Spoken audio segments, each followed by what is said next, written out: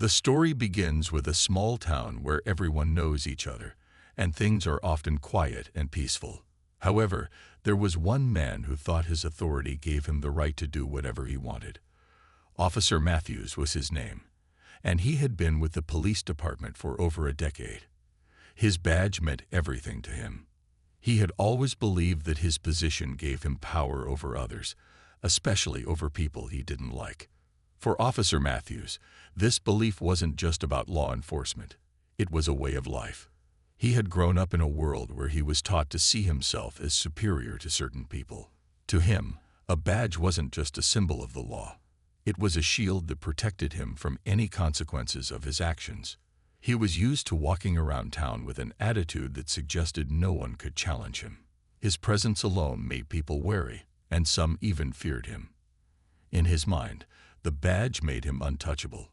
He was always quick to use his authority to intimidate, and he often felt justified in doing so.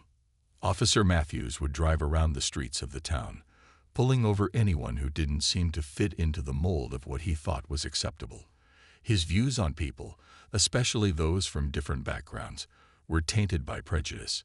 He didn't care about the reasons behind the things he did. He just knew that his badge meant he could get away with anything. If anyone ever questioned him, he would simply flash his badge, and that was enough to silence them. After all, no one dared to question an officer of the law, or so he thought. One afternoon, as Matthews patrolled the streets, he noticed a young man walking down the sidewalk. The man, who was in his mid-20s, had a calm and collected demeanor. But Matthews wasn't having it. He decided to make his move. The officer pulled over abruptly, stepping out of his car and approaching the man without saying a word. The young man, slightly surprised, paused but didn't say anything. He knew he had done nothing wrong, but he also knew that in Matthews' eyes, that didn't matter. "Hey, you," Matthews called out, his voice sharp. "What are you doing here?" The young man, a local from the neighborhood, knew this interaction wasn't going to end well. He had seen Matthews pull the same move with others before, especially those who didn't fit his narrow view of who belonged in the town. But he remained calm. "I'm just walking home," he replied, his voice steady. Matthews didn't like the tone. It was too calm. He expected fear, maybe even a bit of stuttering. But the man stood his ground, and it annoyed Matthews. The officer began to question him more aggressively, making up reasons to search his pockets and examine his identification. The young man tried to stay respectful, answering each question politely, but Matthews wasn't having it. The officer felt disrespected by the man's composure, and that only made him more determined to find something to charge him with. Despite the man's cooperation, Matthews pushed the boundaries further. He thought if he could catch this young man in the wrong, it would be another notch in his belt of showing his power over others. He wasn't just stopping traffic violators or chasing criminals. He was setting an example. He thought he was untouchable, believing no one could challenge him. Little did he know, this encounter would soon spiral into something far bigger than he could have ever imagined. As Officer Matthews continued questioning the young man, something inside the man began to stir. He wasn't scared, not in the slightest. In fact, he had dealt with situations like this before, but there was something different about this officer. Matthews' attitude was more than just suspicion. It was full of arrogance and a sense of entitlement that made the man uncomfortable. The officer's overbearing tone and the way he acted as if he owned the town started to make the man uneasy, but he kept his calm. The young man had heard about Matthews before. People in town had whispered about how the officer treated people he didn't like, especially those who didn't fit into his narrow view of the world. Matthews had a reputation for being harsh, especially when it came to people from different backgrounds. It wasn't that the young man had done anything wrong. It was simply that he had been in the wrong place at the wrong time. But no matter how much he tried to stay composed, he couldn't ignore the feeling that Matthews had already made up his mind about him. "Why are you being so difficult?" Matthews demanded, his voice growing sharper. "What are you hiding? You think I don't know what's going on here?" The young man's heart began to race, but he knew it wouldn't do any good to show fear. He had seen enough to know that showing fear was like giving Matthews more power over him. "I'm just walking home, officer," he repeated, his voice steady. "I don't know what you're talking about." But Matthews wasn't listening. He had already decided that he wasn't going to let this opportunity go. This wasn't just about a routine stop anymore. It had become a mission for him to prove something.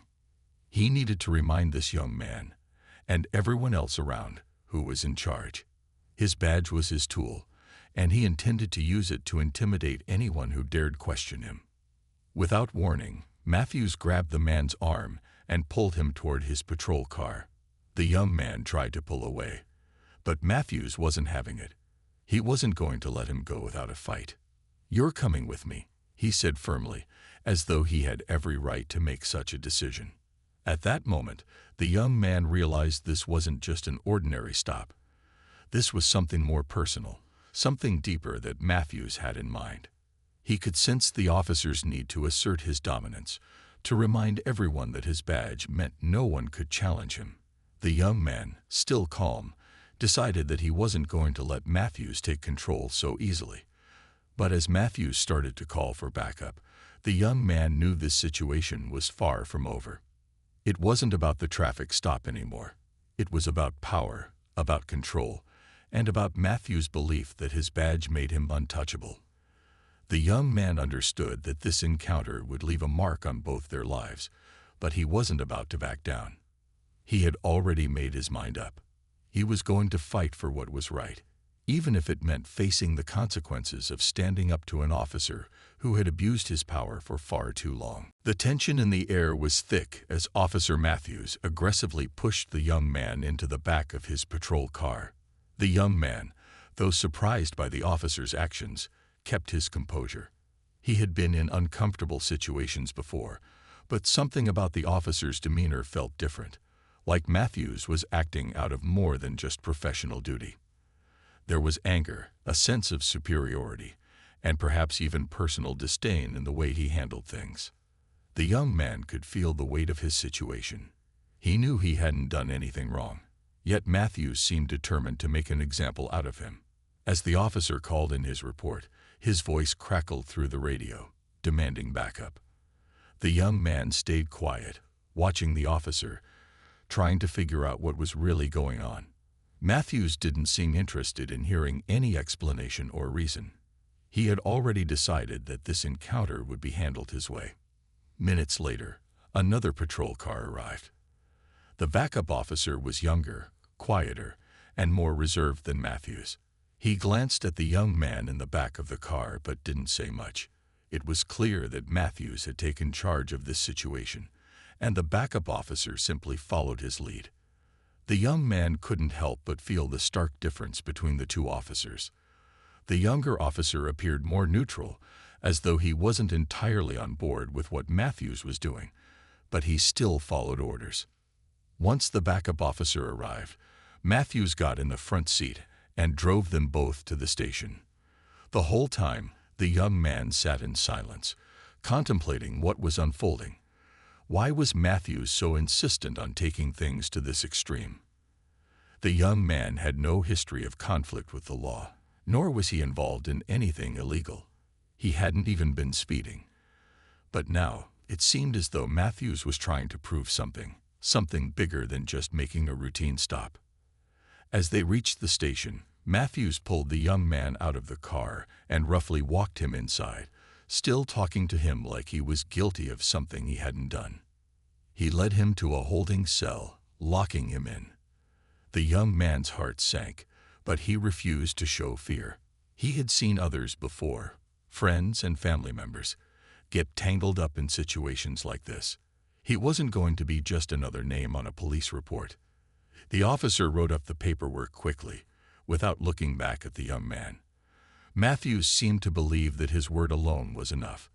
He added the fabricated charges with a sense of finality, as though this was just another day in the office for him. The young man, however, knew this wasn't the end. Something about the officer's confidence made him uneasy, and he could feel in his gut that he needed to be prepared for whatever was coming next. He didn't know how, but he was sure that this wasn't going to go unnoticed. Something was going to happen that would turn the tables.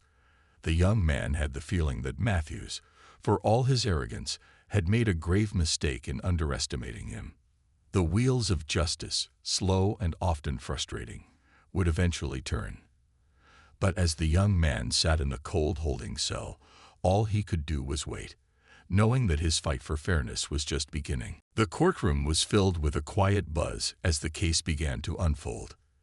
People whispered to each other, trying to guess what would happen next, but the young man remained calm, sitting in his seat, fully aware that this was not just a trial about a traffic stop. It had grown into something much bigger, something that could potentially change everything for Officer Matthews. The young man, who had hired an experienced and determined lawyer named Sarah, knew this wouldn't be an easy battle. Sarah was known for her skill in fighting cases of abuse of power. She had seen it all before: police officers who thought they were above the law, and those who, like Matthews, used their badge as a shield to cover up their wrongdoings. She had the evidence she needed, and she wasn't about to let this one slip by. As the proceedings started, Matthews stood confidently, his posture stiff with the belief that his badge would protect him. His partner, the backup officer, had already given his account of the events, echoing Matthews' story. The courtroom seemed to fall in line behind them, with most of the audience leaning in to hear the officer's side of the story. Matthews spoke with authority, recounting the arrest as if he had followed all proper procedures. To him, it was clear that this was just another routine case where a disrespectful person had to be put in their place. But Sarah wasn't buying it. She immediately began to poke holes in Matthew's story. With every word he said, she would ask questions that exposed the inconsistencies, the small details that didn't match up. Her first question was simple: why did Matthews stop the young man in the first place? Matthews couldn't provide a clear answer. He stammered, trying to explain that the young man had seemed out of place, that his walking down the street had raised suspicion, but there was no clear reasoning behind the stop. Sarah then turned to the facts of the case, presenting the evidence she had gathered. She brought up surveillance footage from a nearby store, which showed that the young man had simply been walking home after finishing his shift at work. There was no indication of any wrongdoing, no traffic violation, no behavior that warranted the officer's actions. Slowly but surely, Matthew's confidence began to waver. His story, once solid in his mind, now appeared shaky. The most damning evidence came next. Sarah had spoken to witnesses who had seen Matthews interact with the young man earlier. They described the officer's actions as aggressive and unjustified. People in the courtroom, many of whom had never spoken out before, began to speak up, sharing their own stories of Matthews' mistreatment of others. It became clear that this wasn't a one-time incident, but part of a larger pattern. As Sarah continued to chip away at the officer's testimony, Matthews started to lose his cool. His face flushed with frustration, and he began to speak louder, trying to regain control of the situation. But it was too late. The evidence was stacked against him, and the people in the courtroom were starting to see through his carefully crafted version of events. The young man sat quietly, watching the courtroom drama unfold. He could feel the shift in the air. The room, once in favor of Matthews, was now beginning to turn. He had known, deep down, that the truth would eventually come to light. But seeing it happen, seeing the pieces fall into place, made him realize just how powerful a single voice could be when it was backed by the truth. It was no longer just about his case. It was about holding someone accountable for their actions. The momentum had shifted, and Matthews' world was starting to unravel, piece by piece. The trial had taken a sharp turn, and the tension in the courtroom was palpable. Officer Matthews, once confident in his position, now stood uncertain, his every word under scrutiny. The young man, still composed, watched as his lawyer, Sarah, continued to dismantle Matthews' defense. The pieces of the puzzle that Matthews had tried so hard to cover up were now being exposed for everyone to see. Sarah, having spent days reviewing the case and gathering testimonies, was relentless in her pursuit of the truth. She had already proven that the young man was simply going about his day, with no reasonable suspicion that would warrant Matthews' actions. But now she was digging deeper, and the more she uncovered, the clearer it became that Matthews wasn't just a rogue officer. He was part of a larger pattern of abuse that had been ignored for far too long. As Sarah cross-examined Matthews again, she focused on the small details, the ones he hadn't thought to cover up. She pointed out how Matthews had failed to follow proper procedure. There were no body cameras recording the incident, no dash cam footage from his patrol car. Matthews, flustered and increasingly defensive, tried to explain the absence, but it was clear he didn't have a valid excuse. His story was full of holes, and every time he tried to patch one up, another appeared. Meanwhile, the audience in the courtroom, who had been quiet at the start, began to murmur. Some of them had known Matthews for years, and hearing the truth about his behavior was a shock to many. The witnesses Sarah had called to the stand now had the floor, and their testimonies painted a disturbing picture of an officer who had long abused his power. The more they spoke, the more the courtroom's atmosphere shifted. The crowd's sympathy, once fully on Matthews' side, was now slowly turning toward the young man. The turning point came when Sarah presented a crucial piece of evidence, records of complaints filed by several people against Matthews over the years. It was a collection of reports from citizens who had been treated unfairly by him, some even accusing him of racial profiling. The paperwork showed that these complaints had either been ignored or swept under the rug. Matthews tried to deny the allegations, but the evidence was irrefutable. For the first time in the trial, Matthews looked like a man who had lost control, his proud demeanor shattered as he realized the full extent of the consequences. With the weight of the evidence mounting, Matthews' own colleagues, who had initially supported him, began to distance themselves. The younger backup officer, who had been silent throughout the trial, was called to testify. His voice was quiet but firm, as he admitted that he had felt uncomfortable with Matthews' behavior during the arrest, although he hadn't spoken up at the time. This admission sent another ripple through the courtroom, and the people who had been hesitant to speak out began to feel emboldened. As Sarah wrapped up her cross-examination, it was clear that the officer had little left to defend himself. The balance of power had shifted completely, and the courtroom was no longer siding with the officer. It wasn't just a legal victory that Sarah was pursuing. It was a fight for justice, for accountability, and for the voices that had been ignored for far too long. The young man, who had once felt trapped in the system, now had the chance to see it work in his favor. The officer, once untouchable in his mind, was now facing the reality of his actions. In that moment, as Matthews stood before the judge, his confidence broken and his future uncertain, the young man felt a sense of hope.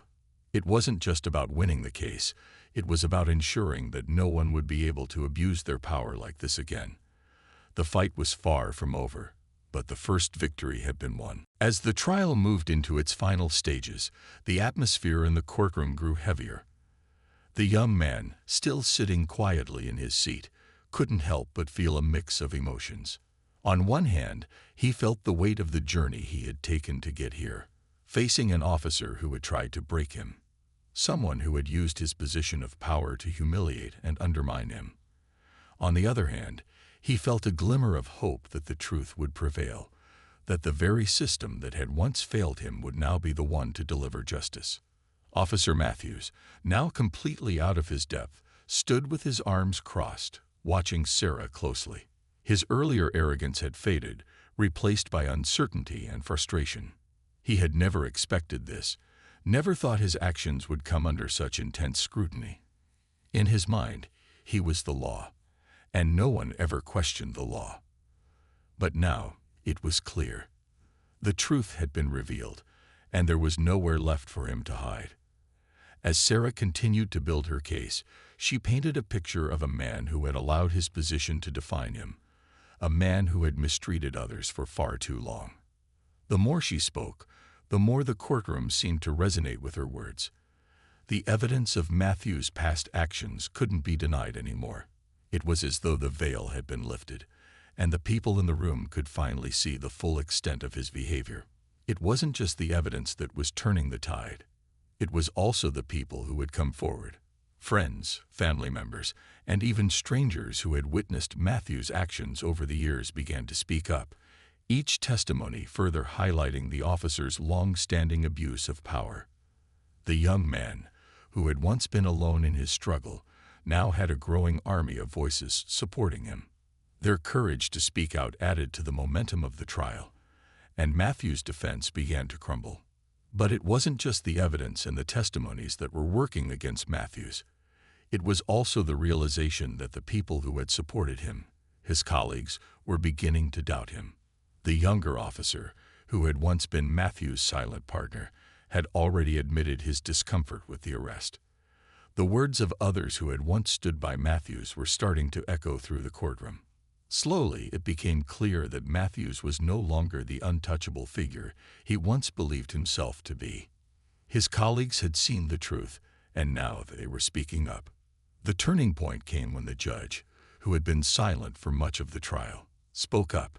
The judge, who had watched the proceedings unfold, seemed to recognize that this wasn't just about a single instance of misconduct. It was about a culture of abuse within the police department that had gone unchecked for too long. He reminded everyone in the room of the importance of accountability, the need to ensure that those who were entrusted with the power to protect others were held to the highest standards. The young man, still sitting calmly, realized that this was bigger than just one officer. It was a statement, a message to everyone who had been abused by the system. This case was about standing up for what was right, even when the odds seemed impossible. Matthew's attempt to use his badge to shield himself from consequences had failed. The truth, the real truth, had come to light, and it was powerful enough to bring down even the strongest walls of arrogance. As the trial reached its climax, the young man knew that, no matter what happened next, this was the moment that would change everything. Matthew's belief in his own invincibility had been shattered. The young man had fought back, not just for himself, but for everyone who had ever felt powerless in the face of injustice. The courtroom, once filled with tension and uncertainty, now seemed to hum with a sense of possibility. The balance of power had shifted, and Officer Matthews, for the first time, found himself standing on the losing side. The tension in the courtroom was almost unbearable as the trial reached its final moments. The young man sat quietly, feeling a mix of anticipation and relief. It had been a long, difficult journey to get here, but everything had led to this point. He had faced an officer who thought he could get away with anything simply because of his badge. But now, the young man was seeing the truth unravel in front of everyone. It wasn't just a victory for him. It was a victory for everyone who had ever been mistreated, misunderstood, or silenced. As the judge ready to deliver the final verdict, the courtroom fell into a hushed silence. Matthews, who had once stood tall and full of confidence, now seemed small in his chair, his face pale and strained. He had once believed that his badge made him untouchable, that no one could challenge his authority. But now he was realizing the hard truth. Power without accountability was a dangerous thing, and the walls he had built around himself were crumbling. Sarah, the young man's lawyer, sat back in her chair, watching the judge closely. She had worked tirelessly to gather the evidence, interview witnesses, and prepare the case.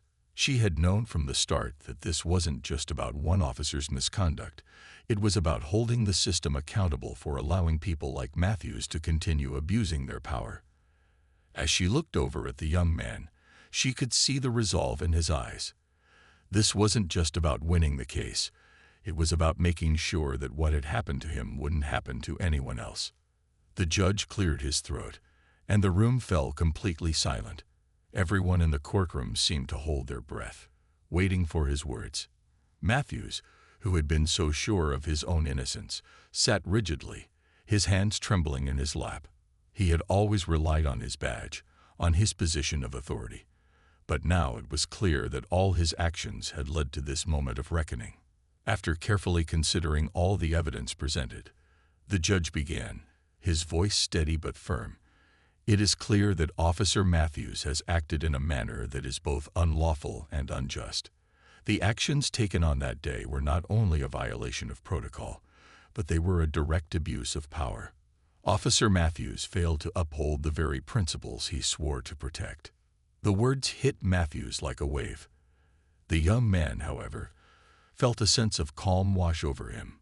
He had always known that the truth would come out. He had trusted that, no matter how hard it seemed, justice would eventually prevail. And now, here it was.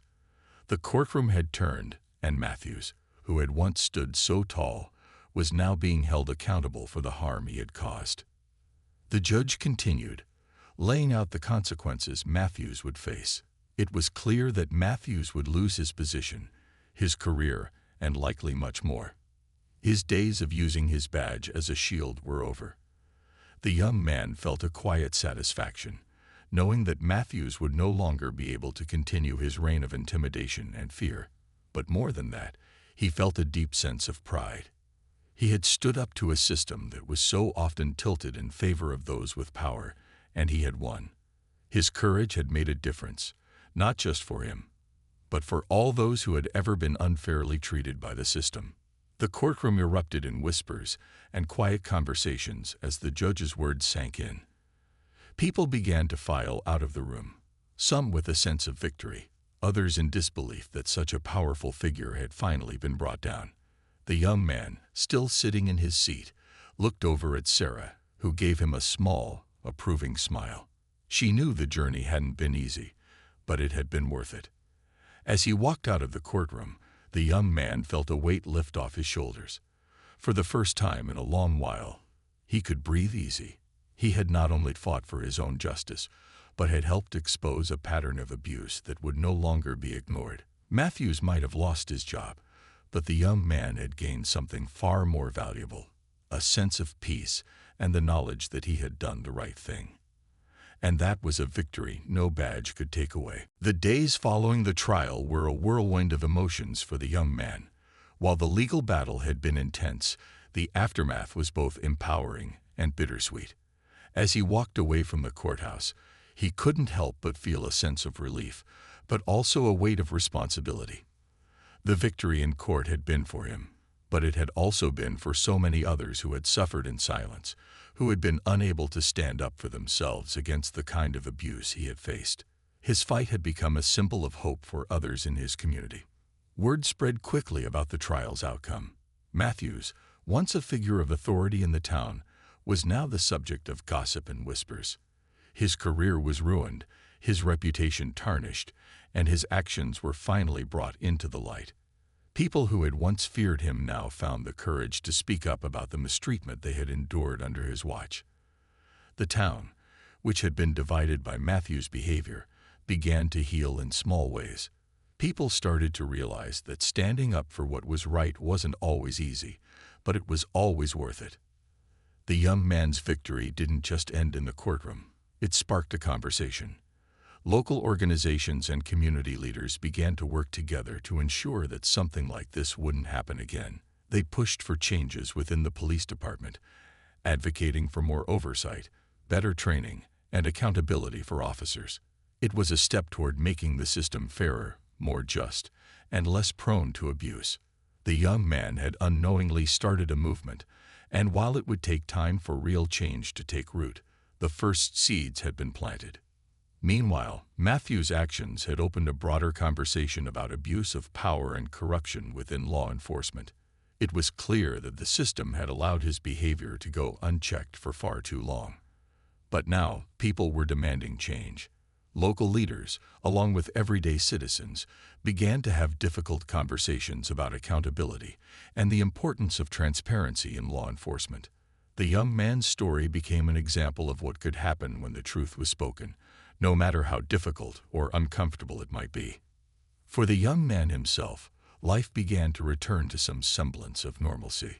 He had been through something no one should ever have to experience, but in the end, he had come out stronger. The emotional scars were still there, but they were no longer as sharp. He had done something that many people wouldn't have had the courage to do, and that realization brought him a sense of peace.